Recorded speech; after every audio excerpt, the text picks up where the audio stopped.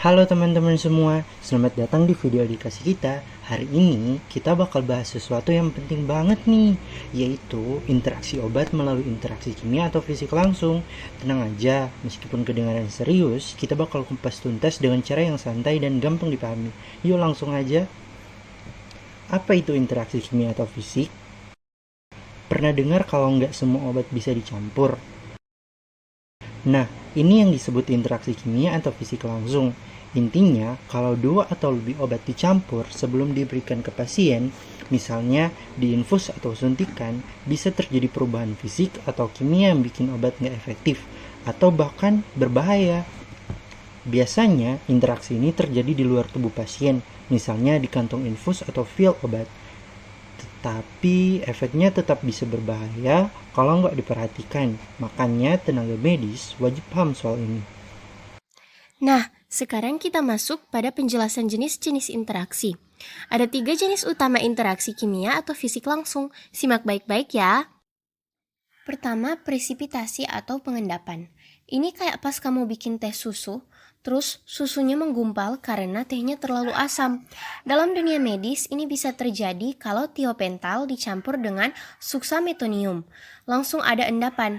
Kalau endapan ini masuk ke tubuh, wah bisa bahaya, bisa nyumbat infus. Yang kedua, pembentukan kompleks. Pernah nggak sih makan obat bareng susu terus katanya obatnya jadi nggak ngefek? Nah, ini karena pembentukan kompleks. Contohnya, kalsium dari susu bisa mengikat tetrasiklin, bikin si antibiotik ini nggak bisa diserap tubuh dengan baik. Hasilnya, infeksinya tetap ada, tapi obatnya nggak bekerja maksimal. Yang ketiga, inaktivasi kimia. Interaksi ini bikin obat kehilangan efeknya. Contohnya, kalau gentamisin dicampur sama ampicillin sodium, efeknya bisa turun sampai 50%. Jadi, pasien yang harusnya sembuh malah nggak dapat dosis yang cukup. Nah, setelah tahu jenis-jenis interaksi, penting nih kita tahu juga faktor-faktor yang perlu diperhatikan. Yuk kita lihat faktor-faktornya.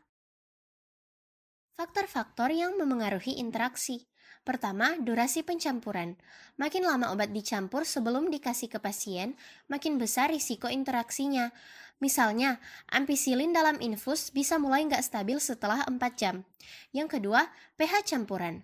Obat dengan pH berbeda bisa saling bereaksi. Misalnya obat dengan pH basa dicampur dengan yang asam bisa langsung bikin endapan. Yang ketiga, konsentrasi zat aktif. Semakin tinggi dosis, semakin besar kemungkinan interaksi. Misalnya, tetrasiklin dosis tinggi makin cepat berinteraksi dengan kalsium. Nah, sekarang kita masuk pada implikasi klinis. Interaksi ini bukan cuma teori loh, kalau nggak diperhatikan bisa berdampak serius pada pasien. Untuk poin yang pertama, penurunan efektivitas terapi. Nah, obat yang harusnya nyembuhin malah nggak ngefek karena udah keburu rusak sebelum masuk ke dalam tubuh.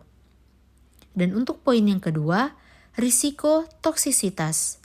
Obat yang berubah bisa menghasilkan zat beracun yang merusak organ tubuh. Contohnya, gentamisin yang rusak bisa berdampak ke ginjal.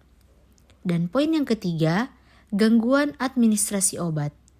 Dalam hal ini, partikel yang mengendap bisa menyumbat kateter infus atau lebih parahnya lagi masuk ke aliran darah dan bikin emboli. Nah teman-teman, setelah kita tahu tentang implikasi klinisnya, sekarang kita akan membahas tentang strategi pencegahan. Gimana ya caranya biar kejadian kayak gini nggak terjadi? Ini dia tipsnya. Yang pertama, hindari pencampuran langsung. Nah, kalau ragu, jangan dicampur. Selalu cek dulu di referensi medis. Dan poin yang kedua, gunakan pelarut yang tepat. Dalam hal ini, pakai pelarut yang sesuai dengan rekomendasi farmasi supaya obat tetap stabil. Poin yang ketiga, pemantauan visual. Selalu cek warna, kejernihan, atau ada endapan nggak sebelum kasih obat ke pasien.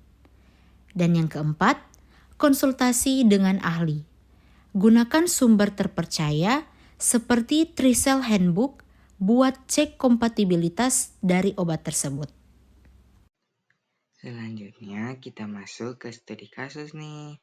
Ada contoh nyata dari interaksi obat yang harus diwaspadai.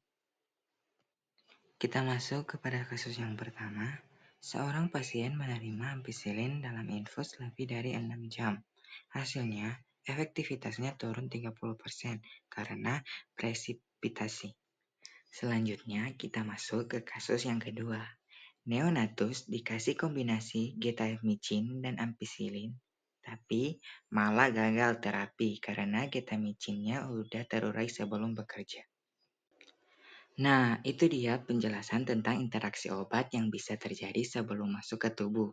Semoga bermanfaat dan bikin kita lebih aware soal pencampuran obat.